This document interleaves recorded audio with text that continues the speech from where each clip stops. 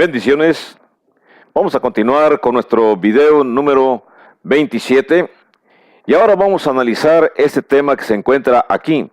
¿En qué debemos tener fe? ¿Dónde debemos depositar nuestra fe? ¿A quién tenemos que darle nuestra fe o nuestra confianza? Vamos a iniciar con los textos que tengo marcados. Es el primero de Corintios, capítulo 2, de 2 al 5. Y en este párrafo, nuestro Señor Jesucristo le encarga al apóstol Pablo para que se convierta en el apóstol a los gentiles, y él escribe en esta carta primera de Corintios, capítulo 2, versos del 2 a 5, dice estas frases, estas palabras que estamos buscando aquí en nuestra Biblia. Dice así: pues me propuse no saber entre vosotros cosa alguna, sino a Jesucristo y a este crucificado. Y estuve entre vosotros con debilidad y mucho temor y temblor. Y ni mi palabra ni mi predicación fue con palabras persuasivas de humana sabiduría, sino con demostración del Espíritu y de poder, para que vuestra fe no esté fundada en la sabiduría de los hombres, sino en el poder de Dios. ¿No le parece a usted curioso, interesante, que aún Pablo, el gran apóstol Pablo, se defiende y dice: no quiero que crean en mi sabiduría, yo quiero que su fe esté fundada en el poder de Dios? O sea que el propio Pablo está diciendo que él no quiere que consideren, los corintios cuando están recibiendo su carta, no quiere que consideren sus palabras como que él es el sabio que les está diciendo. Él es únicamente el expositor del mensaje que ya el Espíritu Santo le ha dado, que ya nuestro Señor Jesucristo le ha dado. Y ahora Pablo se presenta con los corintios y les escribe esta carta y les dice: no quiero que crean en mi humana sabiduría. No he venido con esa capacidad. Yo quiero que ustedes crean en el poder de Dios, porque Dios es el quien nos salva, incluidos a los corintios, incluidos a los apóstoles, incluido usted, incluido yo también. Entonces, si Pablo recomienda a los corintios que tengan fe en el poder de Dios, porque el poder de Dios es el que nos salva a todos, ¿por qué no vamos a tener usted y yo también fe en ese mismo poder? No hay otro poder en el mundo más que el poder de Dios para poder salvarnos de nuestros pecados. Por supuesto que el Nuevo Testamento contiene mucha más información acerca de hacia dónde tiene que ser dirigida nuestra fe. Y el siguiente párrafo que tengo aquí designado es Hebreos capítulo 11 en el versículo 6. Hebreos 11 es considerado por todos, por muchos, el capítulo de la fe, porque nos narra de muchos personajes que tuvieron fe, y en su momento yo también voy a utilizar varios párrafos más de Hebreos para poder explicar la fe de algunos personajes. Pero por lo pronto, nada más concentrándonos en el versículo 6, dice el texto, pero sin fe es imposible agradar a Dios, porque es necesario que el que se acerca a Dios crea que le hay y que es galardonador de los que le buscan. Si usted quiere tener fe en Dios, usted debe de creer en Dios y debe de creer que Él premia, Él da el galardón solamente a las personas que lo buscan. Las personas que no lo buscan no recibirán ningún galardón. Al contrario, seguirán su camino ancho e irán al camino a la perdición. Lo querramos creer o no lo querramos creer ya es cuestión personal, pero la Biblia hace una separación entre las personas que sí creen en Dios y obedecen sus mandatos y personas que no creen en Dios y por lo tanto no obedecen los mandatos de Dios. Por eso este párrafo donde dice: sin fe es imposible agradar a Dios, yo creo. Y me gustaría que usted también crea en la bondad de Dios, porque Dios siempre cumple sus promesas. En el Antiguo Testamento, en el Nuevo Testamento, hay evidencia de que Él siempre cumple sus promesas. Tenemos un texto más, este fue escrito a los Romanos, Romanos capítulo 3, versos 24 al 25. Los romanos ya he mostrado varias veces en los mapas, ahorita no los puse, y en nuestros mapas encontramos dónde está situado Roma, y sé que ustedes lo recuerdan. Nada más con que recuerden en su mente la geografía de Europa y encontramos la península itálica y la misma capital Roma actualmente. La Roma actual está ubicada en la misma área donde estaba ubicada la Roma antigua. Entonces Pablo le escribe a estos cristianos que viven en Roma y les dice los versículos siguientes, 24 y 25. Les dice, siendo justificados gratuitamente por su gracia, mediante la redención que es en Cristo Jesús. Me detengo un poco para explicar qué es redención. La palabra redención significa rescatar, como cuando usted y yo llevamos alguna propiedad a empeñar.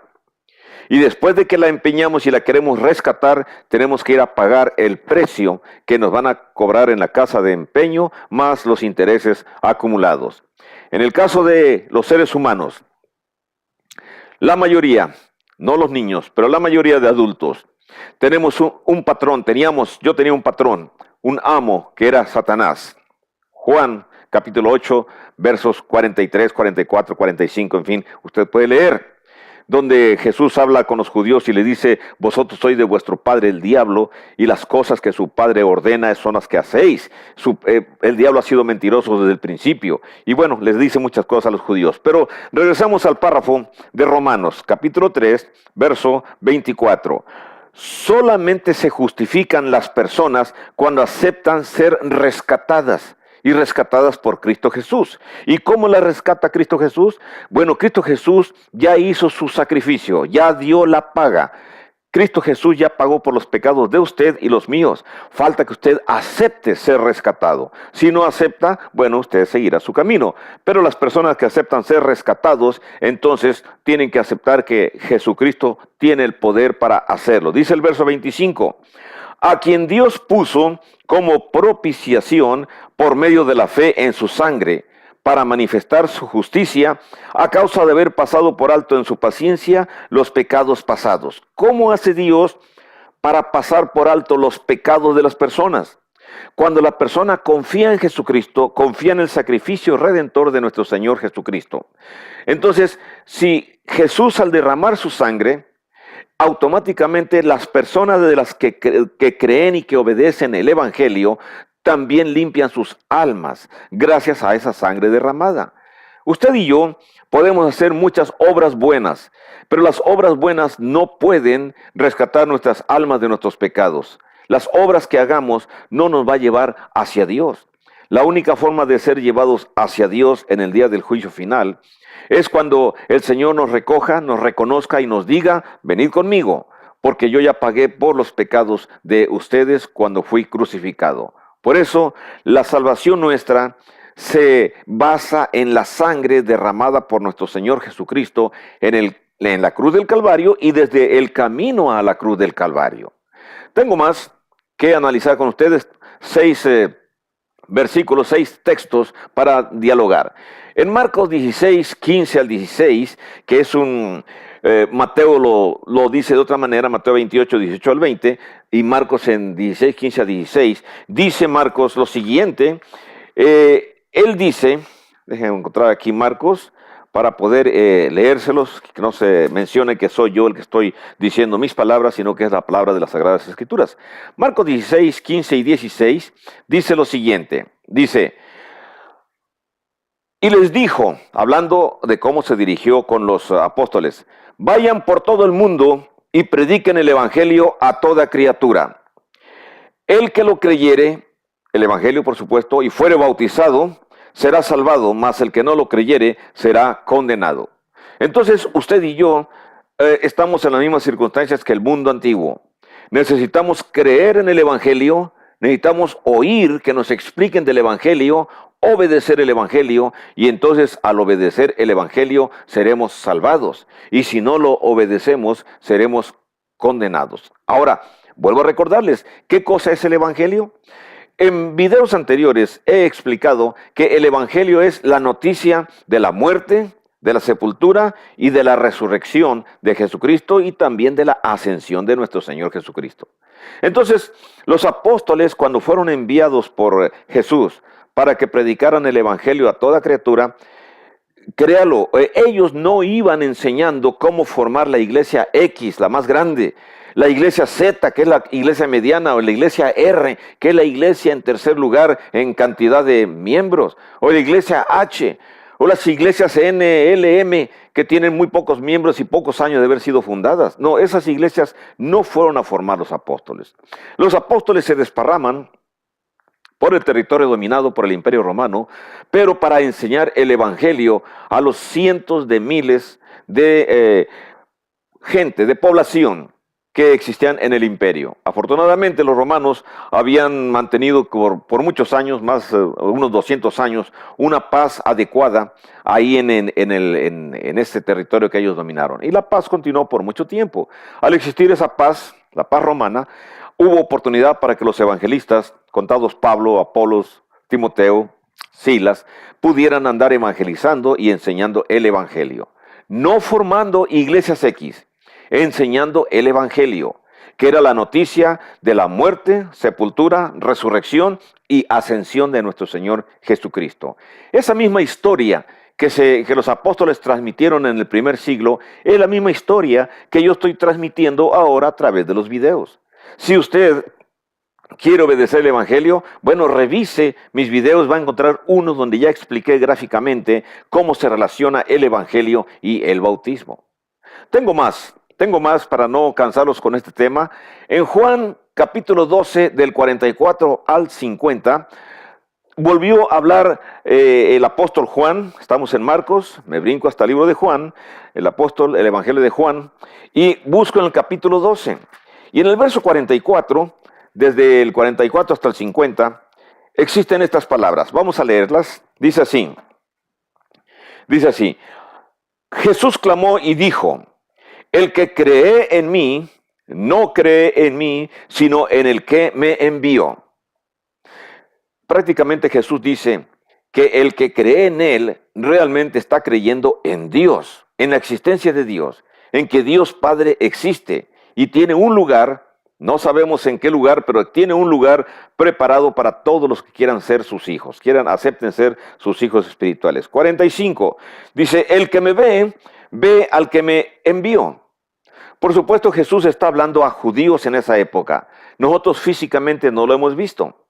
Pero basta y sobra con lo que aquí está escrito para que entendamos que la pregunta que los judíos hacían acerca de quién era el Cristo, quién era Dios, y dice, el que me ve a mí, también está viendo al Padre. Jesús clamó, el que cree en mí no cree en mí, sino que cree en el que me envió. Y el que me ve, verso 45, ve al que me envió.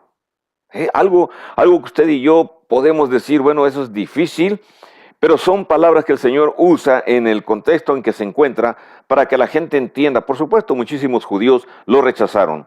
Como ahorita también en esta época, muchísima gente como usted u otros más van a rechazar esta enseñanza, no la aceptan. Pero el que conoce de Cristo, el que habla de Cristo, el que oye de Cristo, es como si viera, como si oyera, como si conociera a Dios mismo. Y eso lo aceptamos por fe. Verso 46, Jesús se atribuye algo más y dice, yo, la luz, he venido al mundo para que todo aquel que cree en mí no permanezca en tinieblas. Entonces hay una diferencia entre el que cree en Cristo y el que no cree en Cristo. El que cree en Cristo y obedece el Evangelio tendrá la luz del conocimiento. Pero el que no lo acepte, Jesús mismo en este versículo 46 dice, va a permanecer en tinieblas. Y luego el mismo Jesús hace énfasis en oír las palabras. Dice el 47, al que oye mis palabras y no las guarda, yo no le juzgo, dice el Señor, porque no he venido a juzgar al mundo, sino a salvar al mundo. Entonces las palabras de Cristo que transmitió a los apóstoles y que los apóstoles escribieron, aquí están en la sección del Nuevo Testamento, son las palabras que usted necesita conocer para poder obtener la salvación. Usted tiene que creer en estas palabras. No en las palabras, ni en los credos, ni en los estatutos, ni en las tradiciones de ninguna otra iglesia, por muy poderosa que esas iglesias sean. Tienen estatutos humanos, tienen credos humanos, tienen tradiciones humanas y tienen líderes humanos. Cuando Jesús dijo, vayan y formen o formaré mi iglesia, Él es la única cabeza de la iglesia, no hay intermediarios. Usted quiere ir con el Señor únicamente a través de Cristo Jesús. No le busque usted ir a través de Buda, ir a través de Mahoma, ir a través de algún otro personaje, líderes de iglesias grandes y famosas. No, Señor. La única manera para poder ir con Dios es a través de Cristo Jesús. Por eso necesito creer en la palabra de Cristo. No voy a creer en la palabra de hombre o grupos de hombres. Incluso cuando hablamos con estas personas y comenzamos a confrontar sus credos con lo que dice la Biblia, estos hombres, estas personas que andan por las calles enseñando, mejor prefieren retirarse diciendo, ya me voy porque me están esperando y después platicamos y qué bueno que usted ya conoce la Biblia y se disculpan y se van. Porque no quieren aceptar, tienen su cerebro nublado y no quieren aceptar que el Señor Jesús todavía tiene poder y seguirá teniendo poder por siempre para salvar. Último texto que tenemos aquí en nuestra mano es 2 de Tesalonicenses, capítulo 2, versículos 11 y 12, y habla acerca de la verdad. Vamos a buscar esta carta que Pablo escribe a Tesalónica, a los cristianos de Tesalónica, los tesalonicenses, en el capítulo 2, versículos 11 y 12, y analizamos esta frase. Segunda Tesalonicenses, aquí lo tenemos, capítulo 2, versos 11 y 12. Dice el párrafo, dice, por esto Dios les envía un poder engañoso para que crean la mentira. ¿A qué se está refiriendo Pablo cuando escribe a los tesalonicenses? Está escribiendo para que se entienda, y él dice que por eso, que las personas que reciben el conocimiento, pero no lo quieren aceptar, entonces haga de cuenta que Dios también cierra su mano, voltea su cara y dice, correcto, si tú no me quieres escuchar a mí, entonces yo voy a enviar un poder engañoso para que tú sigas creyendo las mentiras que te cuentan las personas que tienen doctrinas humanas creadas por ellos. Versículo 12. ¿Y con qué propósito hace esto Dios? Dicen, a fin de que sean condenados todos los que no creyeron a la verdad, sino que se complacieron en la injusticia. La diferenciación entre la verdad y la injusticia, podemos aquí compararla a la verdad bíblica de que Jesús es el que salva a través del Evangelio, a través de la enseñanza y la obediencia del Evangelio, y no se salvan las personas a través de las doctrinas humanas, de los credos humanos o de las malas interpretaciones de la Biblia. Cuando personas enseñan que es lo mismo obedecer las palabras del Antiguo Testamento que las del Nuevo Testamento y necesitamos mezclarlas, y no es así. Cada palabra, ambas son palabras de Dios, no hay ninguna duda. Pero cada palabra tiene que ser analizada y estudiada en su contexto, no fuera del contexto. El Antiguo Testamento, he dicho frecuentemente en mis videos, no me cansaré de decirlo, siempre. El Antiguo Testamento contiene las leyes, las normas y las reglas que Dios le proporcionó a los judíos para poder obtener la salvación. Ellos tenían reglas, tenían normas, tenían un sistema sacrificial. En el libro de Levíticos aparecen cómo era todo su sistema de sacrificios, qué clase de sacrificios tenían que llevar, cuánta sangre tenían que derramar en el templo, qué tenían que hacer con la carne que sacrificaban, qué tenían que hacer incluso con los intestinos, con el estiércol, con todo lo que le quitaban a los animales en los sacrificios, qué tenían que hacer. Ahí vienen las instrucciones en el libro de Levíticos. Entonces, cuando una persona actualmente dice, no, es que todo es palabra de Dios, tenemos que obedecerla, no saben ni lo que dicen. Es como si yo les dijera, bueno, entonces vamos a obedecer todas las palabras también del Antiguo Testamento, ¿correcto? ¿Cuántas veces ha ido usted a sacrificar animales a algún templo? O también les puedo preguntar, bueno, ¿usted ya fue y se circuncidó si acaso es varón? ¿O hizo la presentación de su hija después de 2 o 3 veces de haber nacido? ¿La llevó al templo? No hay tal. ¿Qué acaso los sacerdotes que gobiernan o que dirigen su iglesia son levitas? ¿O son del sistema levítico? ¿Son del descendientes de Aarón para que sean sumos sacerdotes? Y mucha gente ni siquiera entiende esto del sistema sacrificial levítico. Pero usted está conociendo algo nuevo, creo. Por supuesto me estoy dirigiendo a usted que no es cristiano. Los que ya son cristianos ya saben de qué estoy hablando, ya tienen el conocimiento. Pero los que no son cristianos, hay bastantes cosas que necesitamos investigar para poder depositar nuestra fe en el conocimiento que adquirimos en Cristo Jesús. No nada más porque papá y mamá nos enseñaron un sistema religioso y vamos a ser fieles a papá y mamá. Papá y mamá van a ser juzgados por ellos mismos. Van a ser juzgados por lo que ellos le presenten a Dios. Pero usted y yo también vamos a ser juzgados por lo que nosotros también le presentemos a Dios. ¿Cómo nos vamos a presentar delante de Dios? ¿Qué le vamos a decir? Señor, aquí estoy y simplemente seguí la religión de mis padres.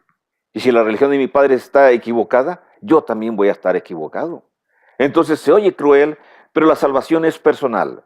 No nos salvamos en grupo. La salvación es personal. Yo sé que hay personas que dicen que cuando el Señor venga va a sacar los buenos salvados de la iglesia X, los buenos salvados de la iglesia H, los buenos que son salvados de la iglesia R. No hay tal. No hay esa enseñanza.